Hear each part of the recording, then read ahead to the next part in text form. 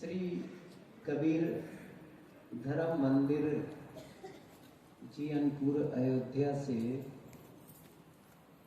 पधारे हुए पूज्य श्री साहेब जी,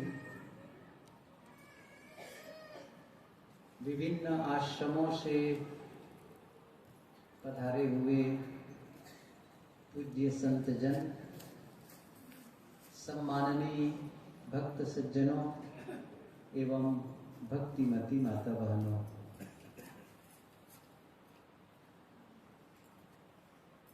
प्रारंभ में जब इस जमीन का दान करने के लिए मन बना होगा भक्त का, माता जी का, ये बातें दोहराई गई हैं, बताई गई हैं। सदगुरु श्री राम सूरत साहेब जी पढ़हरा के साहेब के नाम से प्रसिद्ध थे। अयोध्या में आश्रम बना,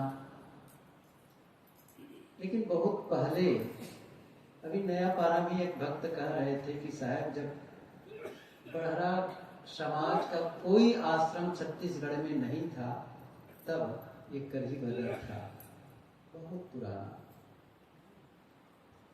और उसके मन में सपना रहा होगा कि यहाँ संत निवास करें और भक्तों का आना हो, सत्संग का माहौल बने, सबको लाभ मिले और इस पूरे क्षेत्र के लिए यह जो आश्रम है वह वरदान स्वरूप बने। शायद उनके मन में एक विचार रहा होगा। आज वो, अब तो शरीर नहीं रह गया, लेकिन कोई चमत्कार घटे और वो आकर के देखने लगे तो उनको कितनी प्रसन्नता होगी। शायद इस दृश्य के बारे में वो खुद भी नहीं सोचे रहे होंगे, नहीं सोचे रहे होंगे। संत रहने लगे, सदगुरु की छाया मिली, सदगुरु का आशीर्वाद मिला, संतों का आना जाना हुआ और भक्तों का सहयोग मिला।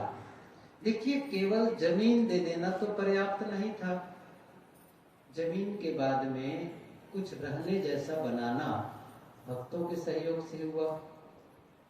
तो वो भक्त लोगों का सहयोग, लेकिन केवल आश्रम बन जाए इसने मात्र से तो काम नहीं बनेगा। जो रहेंगे उनके खाने पीने की व्यवस्था और भी चीजें होती हैं। मान लो बिजली बिल पटाना हो तो फिर कहां से आए? कुछ खेत भी था, है भी, लेकिन वो खेत की आमदनी कितनी होती है ये तो यही लोग जानेंगे। लेकिन इतना तो सच है कि उस खेत की आमदनी मात्र से इस प्रकार की व्यवस्था, ऐसा आयोजन नहीं हो सकता है। लेकिन यहाँ जितने बैठे हैं उन सब भक्तों का सबसे पहला सहयोग तो है वैचारिक, कि यह कार्यक्रम हो। फिर है आर्थिक, नहीं मेरी ओर से ये, जैसे आज की भंडारा की बात है तो बैठे हैं हल्दी के हमारे बहुत पुराने सम्माननीय श्री सखाराम जी, और उनके पिताजी को भी मैं देखा हूँ, उनके बड़े भाई को भी देखा हूँ। ये पूरा परिवार सदगुरु कबीर के विचारों से जुड़े हुए, और आज उनकी बड़ी बहू और उनके छोटे बेटे जब इस दुनिया में नहीं रह गए तो उनकी स्मृति में आज भोज भंडार उनकी ओर से है और पूरा परिवार यहाँ उपस्थित है। ये तो उदाहरण दिया मैं, तो उनको तो संतों का आशीर्वाद है, भक्तों की शुभकामनाएं हैं कि ये भाव बना रहे। और जिस प्रकार से उन्होंने किया है, अब उनके बच्चे और बच्चे के भी बच्चे यदि इन दृश्यों को देखे तो उन्हें भी प्रेरणा मिलेगी कि हमारे दादाजी, हमारे पिताजी हमको कौन सा रास्ता बताया है। और ये आगे बढ़ता रहेगा। और उन्हीं के नहीं है, आगे आने वाले दिनों में और लोगों का नाम सुनेंगे आप, जो लोग सहयोग देते रहे हैं। मैं ये कह रहा था कि ये आश्रम का बनना, ये आप लोगों का सहयोग का होना और इस प्रकार का आयोजन का होना, क्यों, क्या उद्देश्य है? इसका उद्देश्य क्या धन कमाना है? क्या कोई पद पर पहुंचना है? इसका उद्देश्य है आंतरिक पवित्रता, भीतर की निर्मलता, भीतर की शुचिता। कोई जब साधना पथ पर चलता है, साधना पथ यदि मैं न भी कहूं तो कह तो सकता हूं धर्म के पथ पर चलता है, किसी न किसी रूप में धर्म के रास्ते पर चलता है। अब चाहे वो पूजा पाठ ही करने जाता हो, मंदिर में जाता हो, तीर्थ में जाता हो, किसी नदी में नहाने जाता हो, या फिर किसी घर में ही बैठकर कोई माला जप लेता हो, या ज्यादा नहीं कर पाता नहाते समय ही राम राम राम राम कर लिए, कुछ भी किया, सारे पूजा पाठ, जितने पूजा पाठ होते हैं और जितनी साधनाएं होती हैं, क्यों की जाती है? क्या चाहते हैं? कभी कभी अभी मेला की बात है, कुंभ मेला में हम लोग महीना भर से ज्यादा रहे और वहां के तो दृश्य ही अलग, जो लोग गए जानते हैं। और कितने दूर दूर से लोग आए थे मुक्ति पाने के लिए, और कुछ लोगों की सचमुच मुक्ति हो गई, आप लोग सुने होंगे। अब वो बात अलग है दृश्य का, लेकिन जो भीड़ थी ना, वो तो हम लोग के सामने देखी, गजब की भीड़, कैसे लोग आते थे। तो उन लोगों से भी मैंने पूछा था, ये बातें पूछी थी मैंने कि किसी की पूजा करते हो तो पूजा किसके लिए करते हो? अच्छा, मान लो कोई भगवान राम की पूजा करता है, तो भगवान राम के लिए पूजा करते हैं कि अपने लिए करते हैं? तो समझ में आ रहा है नहीं आ रहा? सबको समझ में आ रहा होगा। अच्छा, भगवान कृष्ण की कोई पूजा करता है तो इसलिए कि भगवान कृष्ण का लाभ हो जाए। किसके लाभ के लिए करते हैं? अपने लाभ के लिए। अच्छा, कबीर के ही अनुगामी हो गए। आज हम लोग कबीर साहब की जय बुला रहे हैं, सदगुरु राम सूरत साहब जी के बुला रहे हैं, श्री सदगुरु अभिलाष साहब जी की जय बुला रहे हैं। अच्छा, तो लोग बैठ के सुन रहे होंगे, कबीर आश्रम वाले, करीबद वाले हमारे बहुत जय बुला रहे हैं, ऐसा लगता है। पारक वाले तो नहीं समझ रहे हैं इस चीज को, न वो सुन रहे हैं, न उनका लाभ। देखिए, उनका जय और उनका लाभ वो अपनी मेहनत से स्वयं कर लिए। हमारे जय बुलाने से कबीर साहब की जय नहीं होगी, उन्होंने अपनी जय कर ली, उन्होंने अपने को जीत लिया, अपने मन इंद्रियों से पार गए। वो जो विजयी हुए हैं, उन्हीं के तो जय बुला रहे हैं। ये किस लिए बुला रहे हैं? ताकि हम उनके विचारों से अपने जीवन को भी उस रास्ते पर आगे ले चले, और जैसी पवित्रता और जैसी शांति को का महसूस हमारे गुरुजन किए थे, वही शांति महसूस मैं भी करने लग जाऊं। यही तो चाहते हैं, यही तो चाहते हैं। केवल पूजा नहीं, मैं उन्हीं की बात बताऊं, वो किस लिए करते हैं? बस अपने फायदे के लिए करते हैं। वो फायदा क्या है? वो फायदा है जितना हम भीतर से शांत और शुद्ध होते चले जाएंगे, उतना क्या होगा? देखिए, आध्यात्मिक कमाई होगी, और आध्यात्मिक पथ पर जब आगे बढ़ने लगते हैं तो उसका प्रभाव कहाँ आता है? उसका प्रभाव आता है आपके दैनिक जीवन में। ये बातें हम सुनते हैं कि व्यवहार की पवित्रता के बिना परमार्थ नहीं बनता। मैं उसके किसी पक्ष विपक्ष में नहीं हूं, लेकिन मैं जहां तक समझता हूं, हमारा व्यवहार जो बिगड़ता है ना, वो अध्यात्म के अभाव में है, साधना के अभाव में है। जैसे कोई साधना पथ पर आगे बढ़े, कोई भजन करना शुरू करे, कोई पूजा उपासना करना शुरू करे, तो उसका संकेत क्या मिलेगा?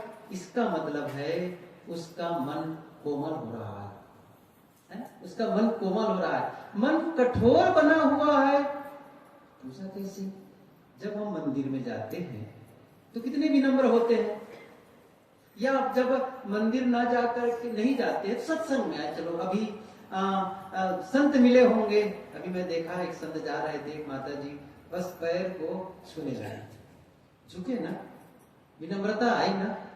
कहीं भी मिले, अभी देखो जैसे सत्संग पूरा होगा लोग बंदगी करने आएंगे, पूरी तरह से सरेंडर कर देते, पूरी तरह से समर्पित। कितनी विनम्रता! ये क्या कर रहे हैं? मंदिर में जाकर के, आश्रम में जाकर के आप किसकी कमाई कर रहे हैं? किसकी कमाई कर रहे हैं? विनम्रता की कमाई कर रहे हैं, विनम्रता की। और जो ज्ञान मिला उसके आधार पर धैर्य और सहनशीलता, घर में बैठे और बैठते ही 5 मिनट के अंदर आपके सामने भोजन आ गया, लगभग। सही कि नहीं? ऐसा होता है नहीं जनरली, आप लोगों को पता ही है। जैसे घर वाले ने पानी दी, घर वाले जो देवी जी है, चलो भोजन के लिए आप बैठे और 5 मिनट से ज्यादा उतने समय भोजन आ गया आपके सामने। यहाँ कितना समय लगता है भोजन देने में आपको? आप बैठने के बाद में, समझ रहे हैं ना? अभी भोजन पारस भी हो गया है, रुको रुको रुको, बंदगी होगी तब खाएंगे। किसकी परीक्षा हो रही है? धैर्य की, है ना? अब तो क्या विकसित कर रहे हैं जीवन में? धैर्य विकसित कर रहे हैं। घर में भोजन बना और थोड़ा सा नमक मिर्च में अंतर पड़ गया, स्वाद में कमी हो गई, तुरंत कंप्लेन, आज भोजन कैसे बनाया हो, बिल्कुल स्वाद नहीं है। यहां भोजन के बारे में कितने लोग कंप्लेन करते हैं? 0। सही है ना? 0। अब यहां कौन सा प्रशिक्षण लेकर के जा रहे हैं? भोजन मिला तो सही। कई ऐसे लोग होंगे जिनको तो भोजन ही नहीं मिला है। आज जिस समय हम भोजन कर रहे हैं तो कई लोग भीख मांग रहे हैं, मुझे भोजन के लिए कुछ दे दो, हमें भोजन मिला। अब वो स्वाद मनमाफिक नहीं है, कोई बात नहीं है। क्या सीख रहे हैं? सहनशीलता। मेरे विचारों के प्रतिकूल, मेरे अनुसार यदि मुझे भोजन नहीं मिला तो भी मुझे क्या करना है? अब ये प्रशिक्षण कहाँ?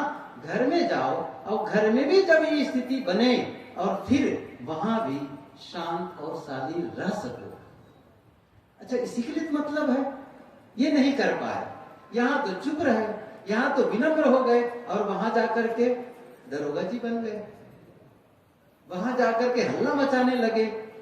कमाई नहीं हो रही है। मैं बताऊं आपको, मैं कितनी बार ये बात कहता हूं कि जैसे कोई आदमी कमा के लाता है, चाहे वो ऑफिस जाके कमा के लाया हो, चाहे वो किसी दुकान में बैठ के कमा के लाए हो, या धान बेच करके पैसा कम, कुछ भी, जब वो या फिर मजदूरी करके वो उनको मजदूरी मिली हो या तनख्वाह मिला हो महीना भर में, जब वो पैसा कमा करके आता है क्या करता है?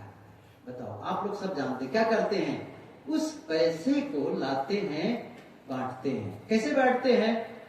ले आकर कहते हैं अपनी श्रीमती से, लो जी पैसा, तुम अपने घर गृहस्थी के लिए जो सामान की जरूरत है वो खरीद लेना, साग भाजी चावल दाल जो भी लगे ये तुम्हारे लिए। बच्चों को पैसा देते हैं, लो बेटे तुम स्कूल का फीस जमा कर देना और अपनी पुस्तक कॉपी के लिए, ज्यादा से ज्यादा चॉकलेट के लिए, ठीक है नहीं, पैसा दे देते हैं।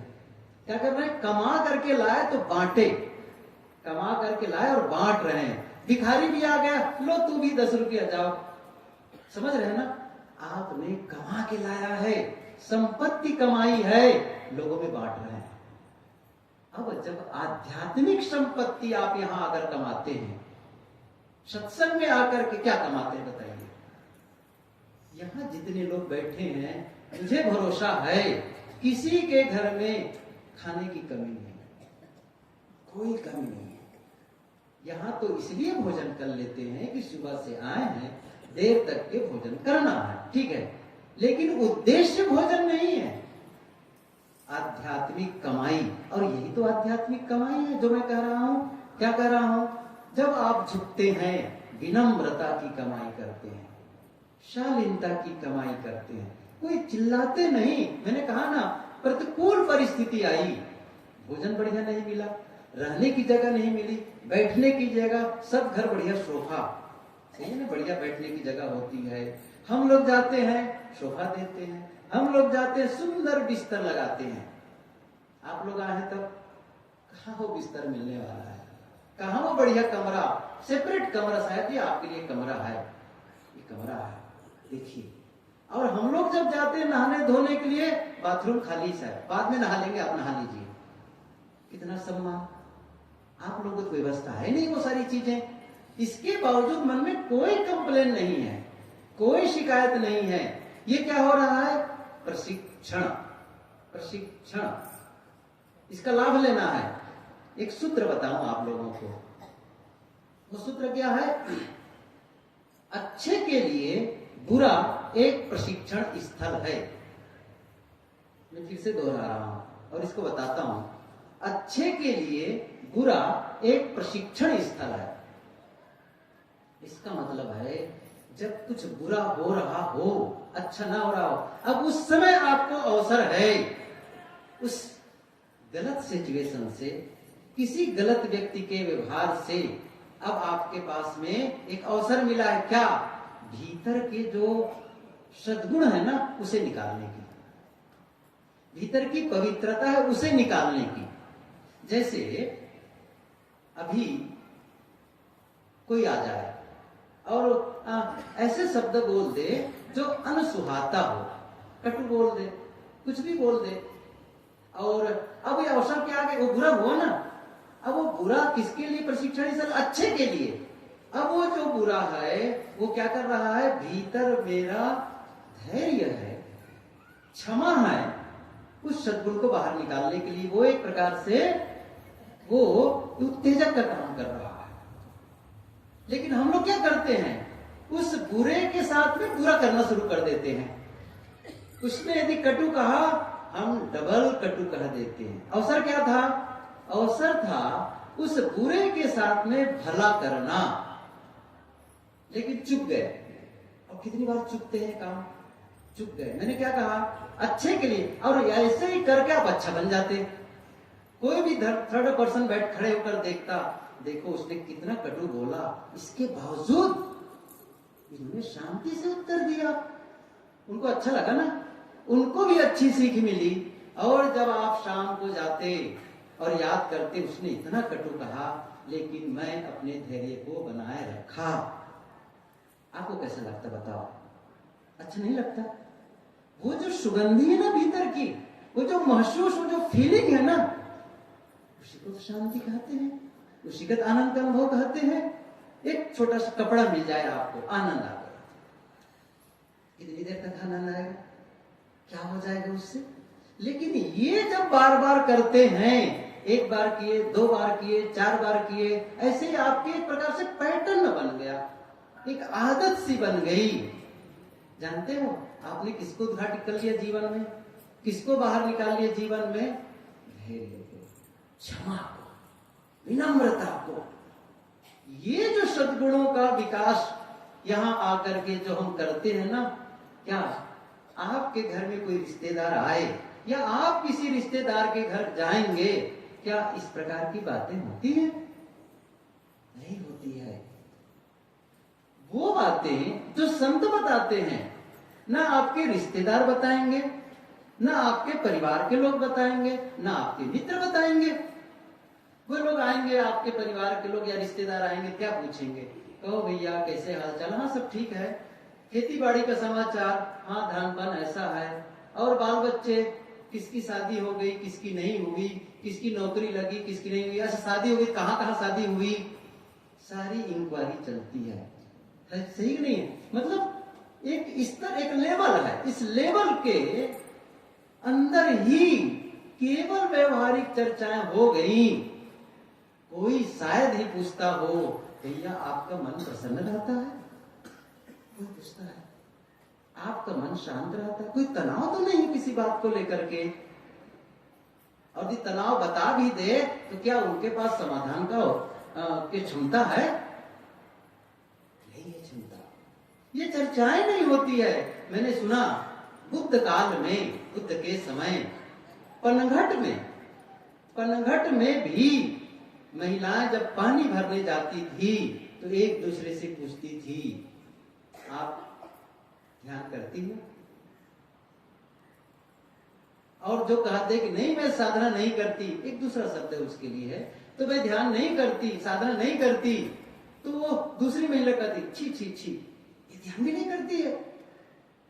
एक सोचो ये बात, अब ये इतनी घटना घटी, लेकिन उनकी चर्चा आती शास्त्र में उनके, तो आपस में भी जब मिलते थे तब भी कुछ साधना की बातें, कुछ कल्याण की बातें, कुछ पवित्रता की बातें कर लेते थे। और आज चुनाव की बातें होंगी, राजनेताओं की बातें होंगी, तमाम अखबार और टीवी में जो आपने खुराक ली है ना सुबह से, उन सारी चीजों को उगलते रहते हैं एक दूसरे के। अच्छा, वो भी इकट्ठा किया है, वो अवसर ढूंढ रहा है, कहां बताऊं, वो तो फूल रहा है ना बिना बोले, बताना है।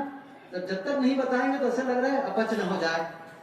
अब वो बाहर बता रहा है, सब तरफ से कचरा, कैसा जीवन है कचरा वाला।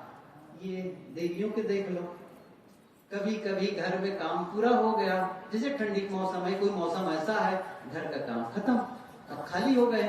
अब वो सड़क पहले ऐसा ज्यादा होता था, अभी भी कुछ होता होगा, क्या करते बाहर निकल गए, चौरा में बैठ गए, उधर से 2 महिलाएं आएंगी, उधर से आगे, उधर से सब टीम खड़ी हो गई। फिर चर्चा किसकी होती है सबको पता है। अभी बताऊंगा तो मैं क्या बताना चाहता हूं, यही तो करते हैं, उसकी बहू वैसी है, उसकी सास वैसी है, उसका दामाद वैसा है, उसका बेटा वैसा है, यही तो चर्चा करते हैं। सही है ना? सब अपने अपने घर के कचड़े को बाहर वहां डाल रहे हैं एक दूसरे के अंदर में। कचड़ा जहां इकट्ठा होगा वहां सुगंधी आएगी, वहां पवित्रता आएगी। कौन बदलेगा इसको? सोचो, इस व्यवहार को कौन बदलेगा? लेकिन साधना यदि लक्ष्य हो, अध्यात्म लक्ष्य हो, और आप यदि गतिमान हो, तब ये सोचेंगे उसने जो कुछ कहा है ना वो मेरे मन में चला गया, अब वो चल रहा है, अंदर अंदर विचार चल रहा है और ये मुझे अशांत कर रहा है। अब क्या करेंगे? नहीं, मैं अशांति नहीं चाहता हूं, इसलिए इन चर्चाओं में शामिल नहीं होना है मुझे, क्योंकि वो जो चर्चा अंदर आकर के मुझे परेशान कर रहे हैं। क्योंकि जो चित्त का विषय होता है वह चिंतन का विषय होता है। इस बात को समझें। क्या कहा मैं? जो चित्त का विषय होता है वह चिंतन का विषय होता है। चित्त का विषय अर्थात या तो आप देखें, या तो आप सुने, या आप स्वाद लिए, या आप सूंघे, या इस पर किसी माध्यम, ज्ञानेंद्रियों के माध्यम से जो भी आप इनपुट कर रहे हैं वो क्या हो रहा है? चित्त का विषय। क्योंकि जब तक वो नहीं लगेगा तब तक देखना संभव नहीं है। लेकिन जो चित्त का विषय जो आ करके भीतर अटक गया, ऐसा थोड़ी है कि आप किसी हाथ में, जैसे मैंने घड़ी ली और कभी फेंक दो, कभी भी हटा दो इसको, ऐसा नहीं होता है। ये नियम नहीं है जीवन का। क्या होता है? जैसे यहां आप लोग बैठे हैं, दृश्य देखे, जो शब्द बोला जा रहा है सुने, भोजन में जो स्वाद मिला वो देखे, सब कुछ किए। अब क्या घर चले जाएंगे तो भूल जाएंगे? भूल जाएंगे? आप चाहेंगे तो भी नहीं भूलेंगे। हटो यहां से, मत आओ कहीं बदर की याद। जितना आप कहेंगे ना मत आओ कहीं बदर की याद, उतना वो आएगा, उतना आएगा वो। मैंने कहा जो चित्त का आपका विषय हुआ वो आपका चिंतन का विषय बन जाता है। और कहीं आपने गलत विचार सुना है, हत्या के विचार, हत्या का दृश्य देखा है, हत्या के बारे में सुना है, अच्छा बाहर नहीं गए देखने के लिए, आजकल टीवी में देख लो, देखते ही है लड़ाई झगड़ा मार काट वाला। टीवी की बात अब पुरानी हो गई। क्या हो गया है आजकल? सबके हाथ में टीवी है, सबके हाथ में मोबाइल है, और सब प्रकार के चैनल है। भगवान, सारे चैनल हाथ में है। लड़ाई झगड़ा वाला देख लो, मार काट वाला देख दो, अश्लील दृश्य, कमाल की बातें हैं। जब ये सुना और पढ़ा, दुर्भाग्यपूर्ण, छोटे बच्चे से लेकर के सयाने तक उन दृश्यों को देखते हैं जिसमें मन में जाके मवाद इकट्ठा होता है। पाप करते, मैं सही बता रहा हूं। और वो पाप रोज कमा करके कोई बिस्तर पर जाएगा, सुबह उठ करके कैसा मन होगा? क्या वो साधना बनेगी? क्या वो ध्यान हो पाएगा? लेकिन मैंने फिर से कह रहा हूं, जिसका लक्ष्य साधना होगी, लक्ष्य होगा, आत्मचिंतन होगा, तब ये प्रभावित करेगा। ये आपका जो व्यवहार है ना, ये प्रभावित करेगा। अशांत फीडबैक मिला, अब क्या करना है, यही सीखना है। अब मैं वह नहीं करूंगा जो मुझे अशांत बनाता है। बस देखो बदलना शुरू होगा। कैसे होगा? आखिर कोई दूसरा उपाय है? बताओ। अच्छा ये पूछूं मैं आप लोगों को, आशीर्वाद से आप ठीक हो जाएंगे? अच्छा संतों का आशीर्वाद कम मिल रहा है तो किसका आशीर्वाद मांगना चाहते हैं? भगवान राम का आशीर्वाद? किसका आशीर्वाद चाहिए? कृष्ण का आशीर्वाद चाहिए? कबीर का आशीर्वाद चाहिए? कुछ तो समझ में आ रहा होगा। गंगा में नहा करके मुक्ति हो जाएगी? मैं एक छोटी सी बात बताऊं। भीष्म पितामह के नाम सुने हैं महाभारत में? भीष्म पितामह किसके पुत्र थे? सबको पता है, गंगा पुत्र। समझ रहे हैं ना? भीष्म पितामह किसके पुत्र थे? गंगा पुत्र। समझ रहे हैं ना? गंगा पुत्र।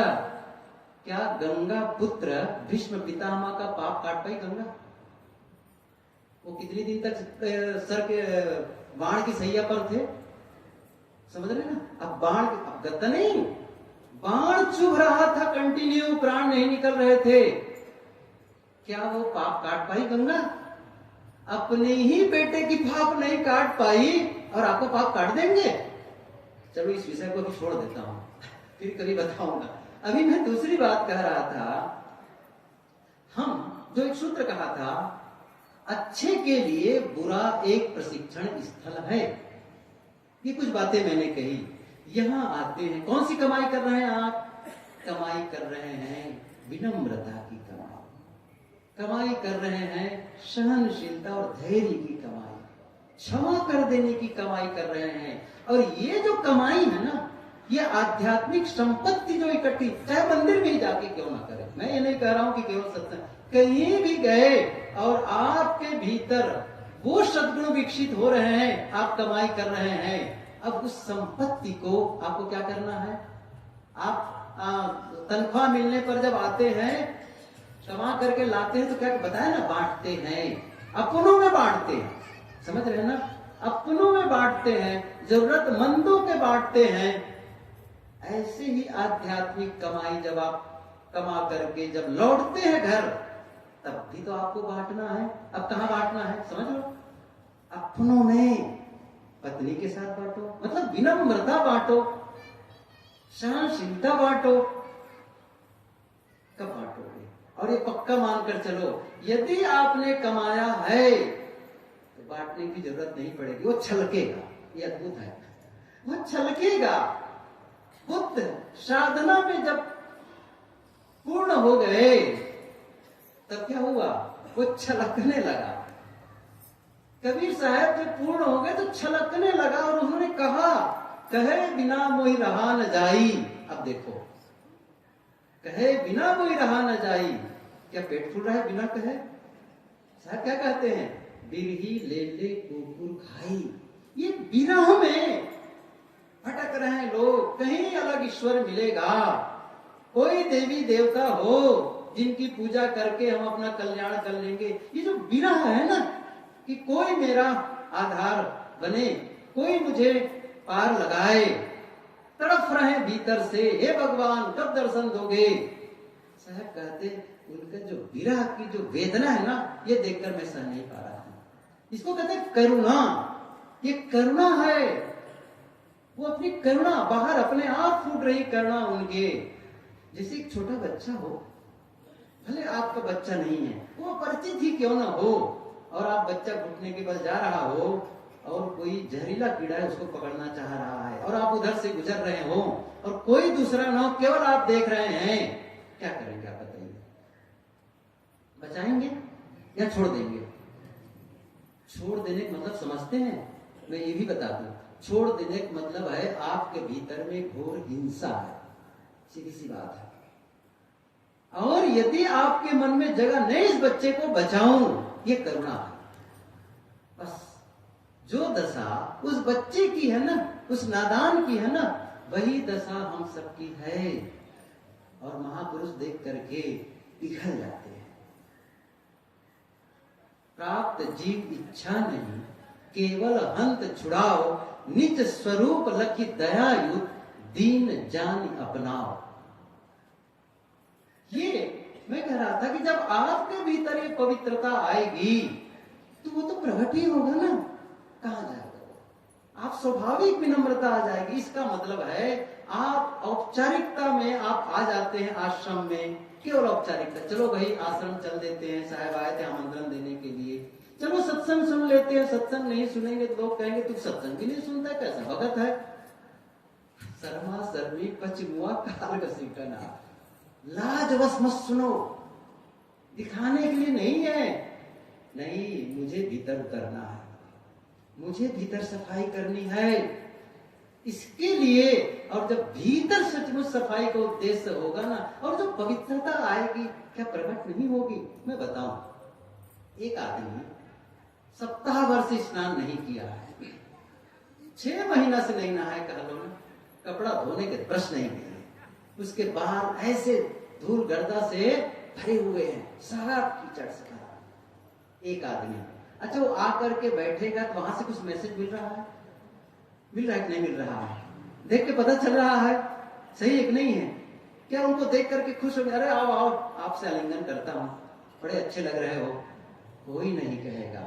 लेकिन एक साफ सुथरा, एकदम नीट एंड क्लीन, बिल्कुल साफ कपड़ा पहना है और बिल्कुल साफ सुथरा शरीर भी रखा है, एक वो भी संदेश दे रहा है, सही है ना? और कहीं वो परफ्यूम छिड़क लिया हो तो कुछ भी बताने की जरूरत नहीं, सुगंधी अपने आप फैल रही है। साहब की पंक्ति याद करो, गंधी कुछ ना दे तो भी बास सुबास, कबीर संगत साधु की ज्यो गंधी को बास, गंधी कुछ ना दे, कुछ नहीं देता है।